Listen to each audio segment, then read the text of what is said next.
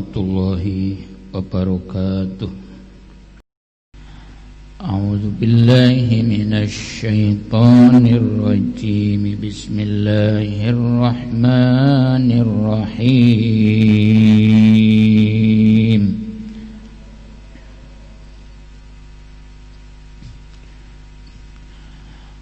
Qul ya ahlal kitabi lima takfuruna bi ayatillahi wallahu syahidun ala ma ta'malun.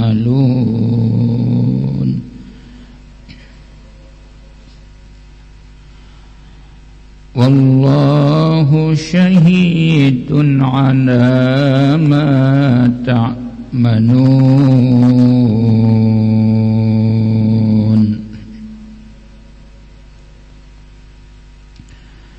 Shadaqallahul azim. Surat Ali Imran ayat 98. Bismillahirrahmanirrahim.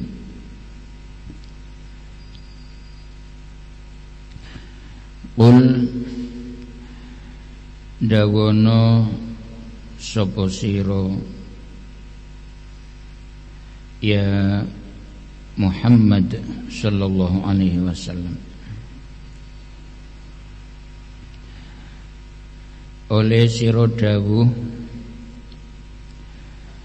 ya ahlal kitabi, he ahlul kitab, ayil Yahudi tegese he wong Yahudi, wan Nasara lan he wong Nasrani. Lima krono apa takfuruna padha ngafiri sapa sira kabeh, ngafiri bi ayatillahi kelawan piro-piro ayate Allah. Wallahu hale utawi Allah iku syahidun zat kang nekseni alama ingatasi barang ta'maluna kang padha nglakoni sapa sira kabeh ing ma'e mausul. Ai lima tegese krono apa takfuruna padha ngafiri sapa sira kabeh bi ayatillahi kelawan piro-piro ayate Allah,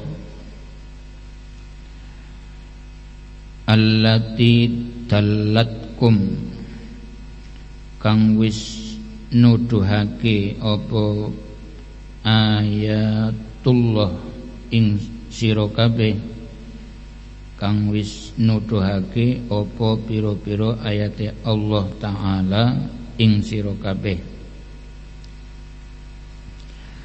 Nuduhaken ala sidqi Muhammadin ing atase benere Kanjeng Nabi Muhammad sallallahu alaihi wasallam. Sallallahu muga-muga paring tambahing rahmat takzim sapa Allah alaihi ngatasi Kanjeng Nabi wasallam, lan muga-muga paring tambahing keselamatan sapa Allah ing ngatasi Kanjeng Nabi.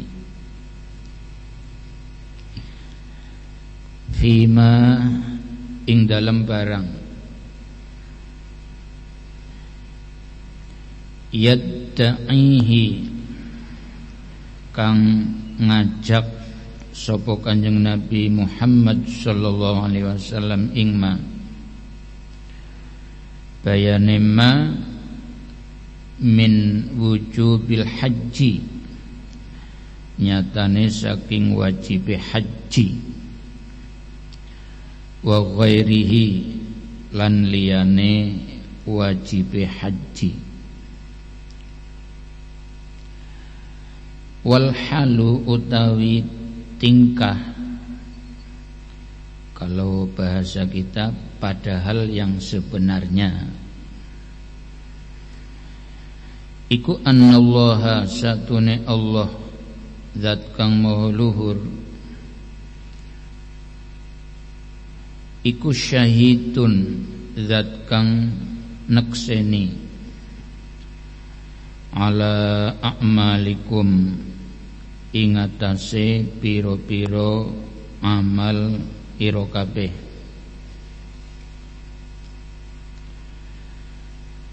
Wa mujazikum lan zat kang males sapa Allah ing sira kabeh, alaiha ingatase amal, alaiha ingatase piro-piro ngamal ira kabeh. Wa hadhil halu utawi iki tingkah, iku tujibu majibaken apa hadhil hal, majibaken alla tajtarisu ing yento ora kendel, ora wani sapa sira kabeh, alal kufri ing atase ngafiri, bi ayatihi kelawan piro-piro ayate Allah.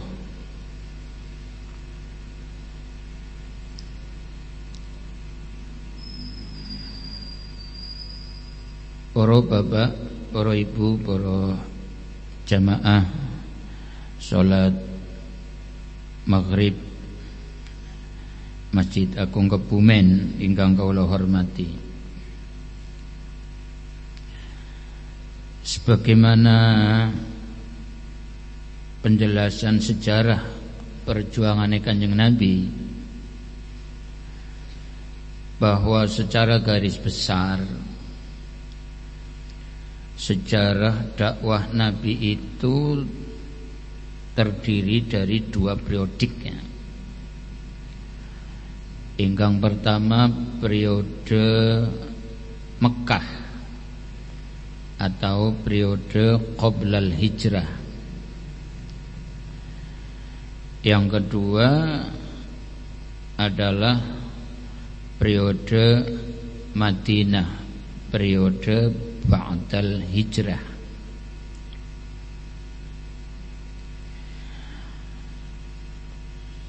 Fenomena yang dihadapi oleh Kanjeng Nabi dari model masyarakat kedua periode itu berbeda.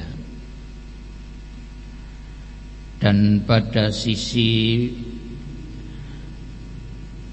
ilmu ulumul Quran misalnya,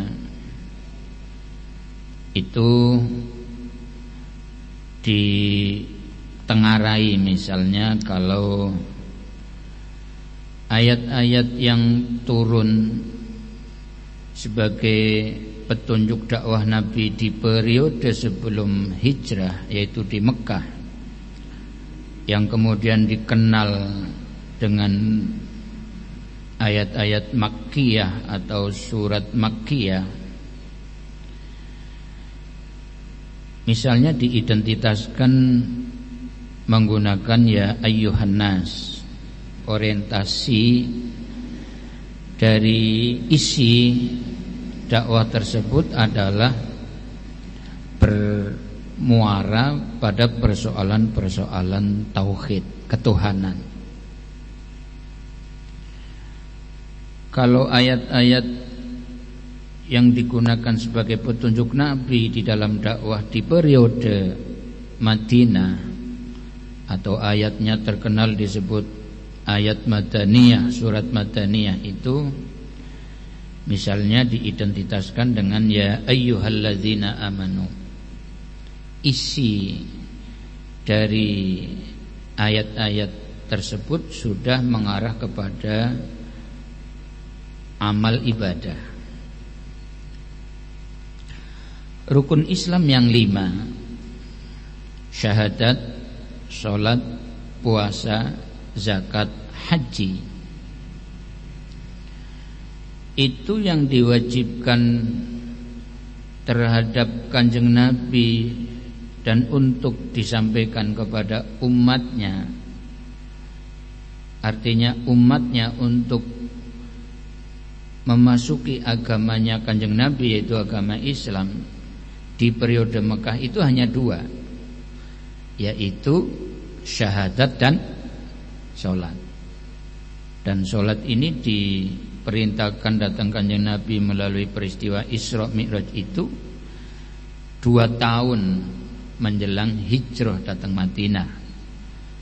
Setelah Kanjeng Nabi melakukan Isra Mi'raj dengan mendapatkan kewajiban sholat 5 waktu itu, kemudian Kanjeng Nabi 2 tahun setelahnya ini hijrah ke Yathrib, yang kemudian diterkenalkan dengan nama Madinah. Kemudian tentang zakat, puasa, haji itu diwajibkan kepada Kanjeng Nabi beserta umatnya itu di periode Madinah. Nah,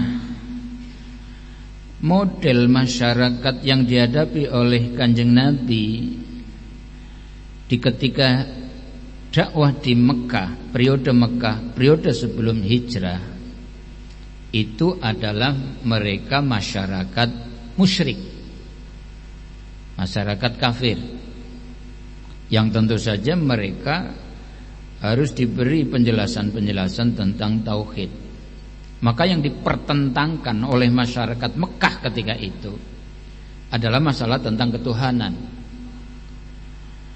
Karena menurut orang-orang musyrik, orang-orang kafir Mekah itu, Tuhan itu harus bermateri, kudu keton, kudu ana barange. Terkenal ada Lata, Uzza, Hubal gitu nggih. Ini adalah patung-patung yang dituhankan oleh masyarakat Mekah ketika itu. Maka Kanjeng Nabi pada waktu itu ditentang karena membawa ajaran untuk menyembah Tuhan yang tidak ada materinya, sing ora keton. Muhammad, lu pangeranmu kowe emas, selaka, tembaga apa besi? Allah nuruni ayat untuk menjelaskan mereka dengan firman-Nya, qul huwallahu ahad, Allahus somad, lam yalid walam yulad walam yakul lahu kufuwan ahad. Ini di periode Mekah. Nah, di periode Madinah ini bapak-bapak, ibu-ibu ingkang kula hormati, masyarakat yang dihadapi adalah masyarakat yang sudah memiliki pengalaman membaca kitab. Mereka yang masih mengikuti agama Nabi Musa, mereka sudah membaca kitab Taurat. Mereka yang masih mengikuti agama Nabi Isa masih membaca Injil. Artinya mereka sudah punya pengalaman membaca kitab. Hanya saja kitab Taurat dan kitab Injil yang dibaca mereka setelah menghadapi Kanjeng Nabi ini dikontroversikan. Seolah-olah Kanjeng Nabi itu bertentangan dengan isi Taurat dan Injil. Padahal Taurat dan Injil yang sebenarnya yang diturunkan kepada Nabi Musa dan kepada Nabi Isa alaihissalam ini ya tidak ada bertentangan dengan Al-Quran. Agamanya ya agama tauhid, menyembah Tuhan Allah subhanahu wa ta'ala. Hanya ada penyimpangan. Orang Yahudi menganggap Uzair niku putrane Allah. Orang Nasrani menganggap Isa putrane Allah. Ini penyimpangan-penyimpangan yang pasti tidak sesuai dengan ajaran yang termaktub di dalam kitab Taurat dan kitab Injil. Artinya konsistensi mereka itu sudah rusak niku Bapak Ibu ingkang kula hormati. Tetapi bagaimanapun mereka sudah punya pengalaman informasi dari kitab-kitab yang dibaca itu, meskipun kemudian mereka mententang juga kalian Kanjeng Nabi.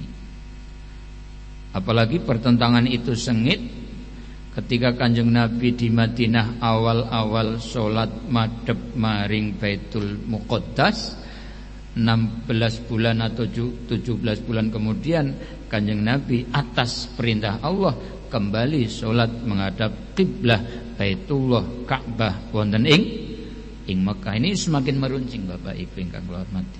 Jadi artinya begini, yang dihadapi oleh Kanjeng Nabi ketika dakwah di periode sebelum hijrah yaitu di Mekah adalah komunitas masyarakat musyrik. Kemudian setelah Nabi hijrah ke Madinah, komunitas masyarakat yang dihadapi adalah masyarakat ahlul kitab. Ahlul kitab itu ditafsirkan adalah al-Yahud wan Nasoro, tiang-tiang Yahudi dan Nasrani. Maka kemudian kalau ayat 98 surat Ali Imran kita kompromikan dengan surat yang lain, antara lain pada surat Al-Bayyinah ya ayat 1 sampai 8, bahwa dalam surat Al-Bayyinah ini baik orang-orang musyrik yang dihadapi Kanjeng Nabi sebagai komunitas masyarakat Mekah maupun ahli kitab yaitu Yahudi dan Nasrani, kedua-duanya adalah orang kafir. Allah ngendika Bismillahirrahmanirrahim, lam yakunil ladzina kafaru min ahlil kitabi wal musyrikina munfakkina hatta ta'tiyahumul bayyinah. Rasulun minallahi yatlu suhufan mutahharah fiha kutubun qayyimah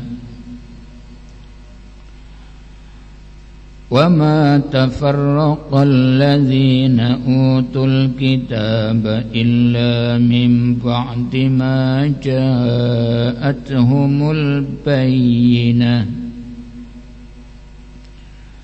wa ma umiru illa liya'budullaha mukhlishina lahud-din hunafa'a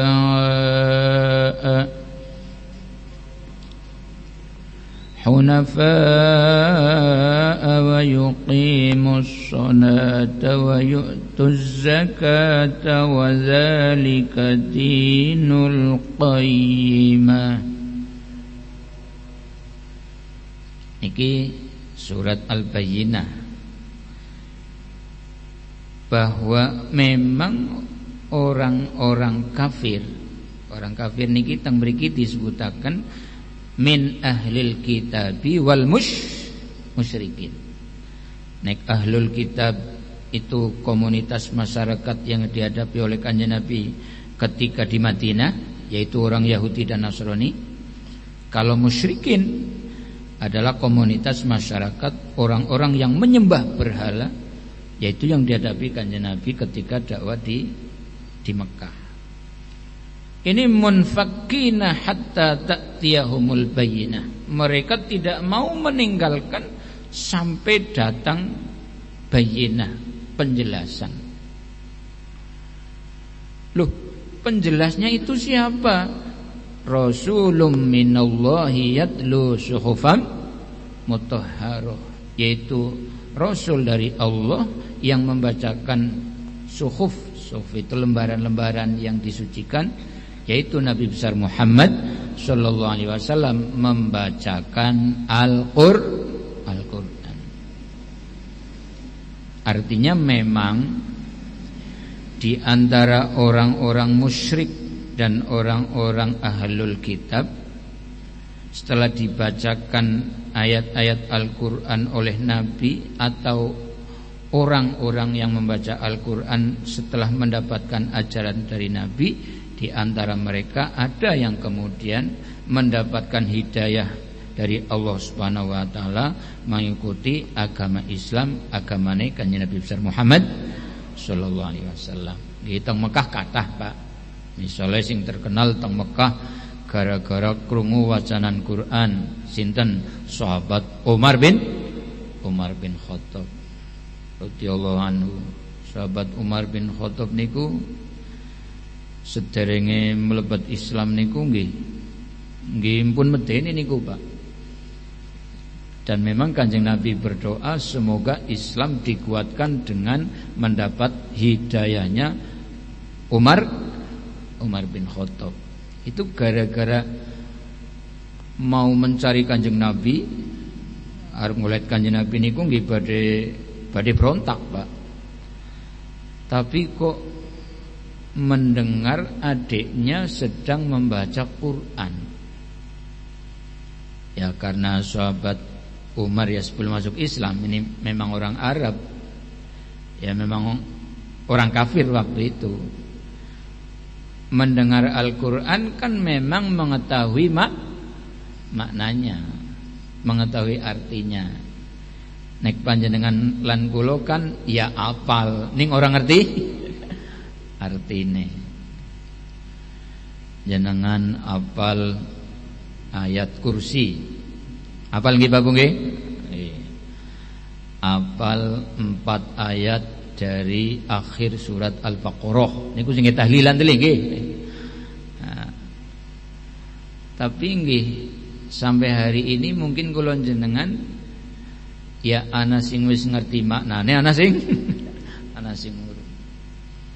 Ketika itu sahabat Umar mendengarkan adiknya membaca surat Toha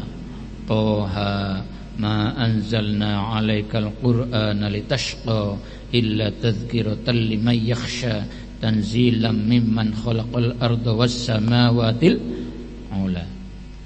Ini bersamaan mendengarkan ayat dan menghayati maknanya, dia mendapatkan hidayah dari Allah Subhanahu wa taala, kemudian ikut dakwah kali Kanjeng Nabi. Bahkan ketika Kanjeng Nabi hijrah, sahabat Umar mengancam orang yang berani menghalang-halangi Muhammad hijrah, hadapannya dengan pedang saya. Sahabat Umar ini mendapatkan hidayah dari Allah Subhanahu wa taala setelah datang bayyinah, penjelasan. Kemudian para sahabat yang masuk Islam setelah Nabi hijrah di Madinah ya lebih banyak. Termasuk para perawi-perawi hadis itu nggih. Mereka adalah yang masuk Islam di periode setelah Kanjeng Nabi hijrah datang Madinah. Fiha kutubun qayyimah wa ma tafarraqal ladzina utul kitaba illa min ba'di ma ja'atuhumul bayyinah. Nah, Bapak Ibu ingkang kula hormati, ini dipertanyakan oleh Allah. Loh, kenapa kamu kok mengkafiri ayat-ayatnya Allah? Allah menjelaskan, wallahu syahidun ala ma ta'malun. Padahal Allah pasti mengetahui apa yang kamu kerjakan. Wonten mriki ditafsiri, lima takfuruna bi ayatillah allati dallatkum ala sidqi Muhammadin sallallahu alaihi wasallam fima yadda'ihi min wujubil haji wa ghairihi wal halu anna allaha syahidun ala a'malikum wa mujazikum 'alaiha. Bapak Ibu ingkang kula hormati, padahal tiang-tiang Yahudi Nasrani niku Pak, yang mereka telah membaca kitab Taurat, membaca kitab Injil, itu mereka yang membaca Pak, membaca bahwa memang Nabi akhir zaman adalah Nabi Muhammad SAW yang ajarannya tidak bertentangan dengan kitab Taurat dan Injil. Tapi mereka dengan nafsunya tidak mau mengikuti itu. Allah itu maha mengetahui kekejaman hati mereka. Mereka memanipulasi kata hati dengan lesannya itu. Hatinya percaya karena membaca kitab Taurat dan Injil, tetapi mulutnya tidak mau membenarkan Kanjeng Nabi. Yang mriki disebutaken wa mujazikum 'alaiha. Allah lah yang akan membalas amal-amal orang-orang Yahudi Nasrani itu.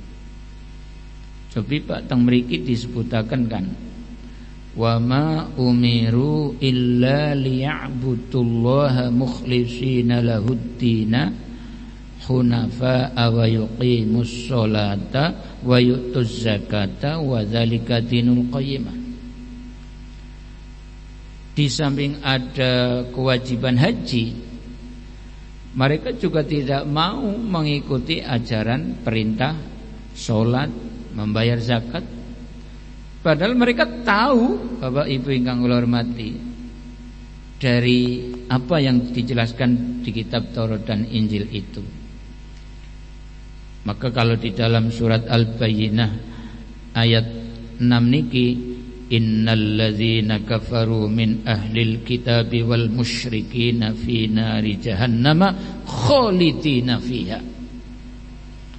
Tiang-tiang ahli kitab yang terdiri dari tiang-tiang kafir yang terdiri dari ahli kitab dan musyrik itu mereka akan dimasukkan ke neraka jahanam selama-lamanya. Padahal Pak Bu, neraka jahanam niku nggih balasan sing pun boten wonten sak dhuwure malih niku pun boten wonten Pak. Menyakitkannya, menyiksanya niku pun boten wonten. Panjenengan ajah kepengin, ajah dolanan aring sing jenenge neraka. Ya aku masuk meng neraka jahanam dela-dela ya ora apa-apa lah. Enggak boleh niku Pak. Enggak boleh Bapak Ibu ingkang hormati. Karena ini balasan yang sangat menyedihkan, sudah tidak ada yang lebih menyakitkan lagi. Cuma menurut penjelasan-penjelasan lain Bapak Ibu, naraka niku mboten doyan dateng tiyang ingkang sampun sami nindakaken sujud. Nate napa dereng jenengan? Nate. Alhamdulillah sujud niku Pak. Panjenengan paling mboten nek sing wajib mawon sehari itu 17 rakaat, kan berarti 17 sujud. Niku sing pasti niku Pak. Dereng nek jenengan wonten qobliyah, ba'diyah, tahajud, duha, witir. Malah nek Ramadan ditambah pira kae? Ana sing nambah 20, ana sing nambah 12. Kathah nggih niku. Itu neraka mboten doyan niku Pak. Seneng napa mboten jenengan? Tapi jenengan mboten kenging yes ben mlebu neraka kok ora panas, enggak boleh itu Pak. Enggak boleh itu Pak. Enggak boleh. Jadi tarahum ruk'an sujada yabtaghuna fadlam mir rabbihim waridwana simahum fi wujuhihim min atharis sujud. Kelihatan dari muka mereka itu atharus sujud. Asar itu nek cara santri kula manani labet. Labet niku nek cara kula panjenengan memaknai itu pengaruh. Kayak wong barang rajin salat jamaah kok dadi mulia. Nah itu pengaruh niku Pak. Pengaruhe rajin salat jamaah dadi mulia niku. Nggih niku Pak pengaruh. Jadi pengaruh tiang sujud teng alam dunia niki Pak di akhirat nanti itu akan kelihatan bercahaya. Wajahnya tarahu simahum fi wujuhim min atharis sujud. Itu akan kelihatan bercahaya. Jadi mukura gini delang tok wah kayak bercahaya ya niku Pak. Berarti orang melebung neraka. Senang napa mboten jenengan? Ibu bapak ingkang kula hormati, tapi ancaman bagi orang-orang kafir, ahlil kitab dan musyrikin, ketika tetap pada pendirian mereka tidak mau mengikuti agama Muhammad. Oh, jahanam niku Pak. Teng mriki sak lawase. Dan Allah mensifati ulaika hum syarrul bariyah. Mereka itu adalah sejelek-jelek makhluk niku Pak. Meskipun jabatannya tinggi. Mulane kalau dari aspek tasawuf Bapak Ibu ingkang kula hormati, kita tidak boleh mempertimbangkan kesemangatan ibadah dengan keadaan duniawinya. Enggak boleh. Rin Pak Bu, sak sampunipun Fathu Mekah. Mekah sudah terbuka. Nabi nyaman masuk Mekah. Nabi itu bapak-bapak ibu ingkang kula hormati, kalau memiliki onta, memiliki dirham niku diberikan orang-orang Mekah niku Bapak Ibu. Ada sebagian kaum Ansor yang asli Madinah itu berpikiran begini, Kanjeng Nabi wis dibantu dakwah dari Mekah diusir aja kita amankan di Madinah. Tapi setelah Mekah menjadi aman, kok malah yang diberi mereka bukan kita. Kados niku Bapak Ibu ingkang kula hormati. Cara-carane anak botoh ning ora oleh bagian. Kanjeng Nabi itu tahu pirsa terhadap grundelan-grundelan sahabat Ansor itu. Kanjeng Nabi ngendika, sahabat Ansor, kailu wong-wong Mekah tekwai onta, tekwai wedhus, tekwai dirham, ya terus pada lunga pada Bali. Ingsun mengko kondur maring Madinah bareng-bareng karo jenengan kabeh. Wis jenengan milih kebo sapi, onta, wedhus apa milih ingsun? Oh niku Pak. Nggih milih jenengan Kanjeng Nabi lho. Niki Bapak Ibu ingkang kula hormati. Dadi jangan kemudian terlalu memperhitungkan persoalan-persoalan ibadah dengan keadaan duniawi. Ujarku aku jamaah terus ya. Tahajud ora tuleren ya. Dagang kok ora dadi-dadi ya, jangan, enggak boleh seperti itu Pak. Magang RTB ora enggak boleh seperti itu, hanya duniawi saja Bapak Ibu. Ya ini tinjauan dari hakiki. Sebab di sini dikatakan wal halu, padahal keadaan yang sebenarnya kata niku Bapak Ibu ingkang kula hormati, bahwa Allah Maha mengetahui perbuatan mereka. Maka kemudian di sini disebutkan wa hadzal halu tujibu alla tajtarisu 'alal kufri bi ayatih. Mestinya mereka tidak berani mengafiri ayat-ayatnya Allah. Karena apa? Balasannya sangat pedih, Bapak-bapak yang hormati. Nah, maka Allah mensifati orang-orang mukmin yang beramal soleh, innalladzina amanu wa 'amilus solihati ulaika hum khairul bariyah. Tiang-tiang kathah ingkang sami iman beramal soleh. Panjenengan maos wonten kitab Al-Qur'an surat napa nggih? Al-Mulk. Tabarakalladzi biyadil mulku wa huwa ala kulli syai'in qadir. Alladzi khalaqal mauta wal hayata liyabluwakum ayyukum ahsanu amala, Pak. Bukan liyabluwakum aktsarukum amala. Jadi Gusti Allah Subhanahu wa taala itu menguji kepada kita, Pak. Niki liyabluwakum ayyukum ahsanu amala, bukan aktsaru amala. Menguji kepada kita semuanya siapa yang baik amalnya.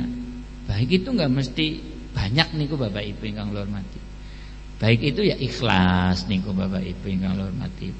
Pastinya lebih baik ya banyak ya ikhlas.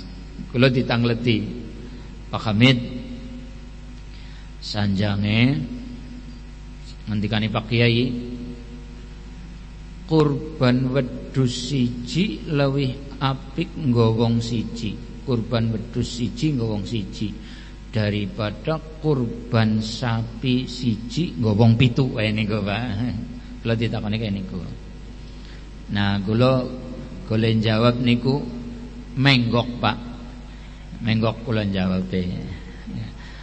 Dadi ya luwih apik sapi siji nggo wong siji niku, Pak. Ya artinya kita tidak boleh memperbandingkan amal ibadah, wong yang penting adalah ikhlasnya. Ya kambing satu ikhlas bagus, sapi satu untuk 7 orang juga bagus. Tapi jangan dibandingkan niku Bapak Ibu Kang Wong itu sama-sama baik. Ya, kalau dipertentangkan ya malah lebih apik sapi siji wong siji niku Bapak Ibu Kang hormat. Ning mboten kenging nggih guyon lho niki Pak. Mula padha guyon.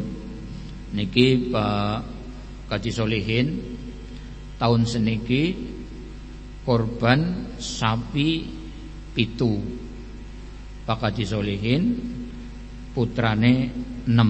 Nah ini gua Pak. Niki lah tahun ngarep garwane Pak Kaji Solihin korban sapi ngowong 7. Garwane Pak Kaji Solihin karo dulur-dulure. Berarti ngesuk boleh nunggang beda sapi ya lah niki ngawur malih niki Pak. Niki ngawur malih niki Pak. Tidak pada pembahasan seperti itu. Amal yang kita laksanakan di dunia akan diterimakan balasannya besok di akhirat. Jangan mikir ngesuk nunggang sapi sek-sekan itu ya, jangan niku Pak. Kok malah nunggang sapi kepriben wong nang kene wis nunggang Innova kok malah tong mriku sapi niku. Bapak Ibu ingkang kula hormati, orang-orang yang beriman dan beramal soleh itu disifati oleh Allah ulaika hum khairul bariyah. Mereka itu sebaik-baik makhluk, saapik-apike makhluk. Kue umat Kanjeng Nabi sing iman lan amal soleh. Jadi amal soleh itu ya amal yang dilaksanakan ikhlas karena Allah Subhanahu wa ta'ala. Jadi aja punya pikiran Dong-donge nyong sing rajin sholat tahajud kan jadi bupati ya, masa mengukur RT? Enggak boleh seperti itu Pak. Itu bukan bandingannya Bapak-bapak Ibu kang kula hormati. Nah, jazaohum 'inda rabbihim jannatu 'adnin tajri min tahtihal anharu khalidina fiha abada radhiyallahu anhum wa radu anhu dzalika liman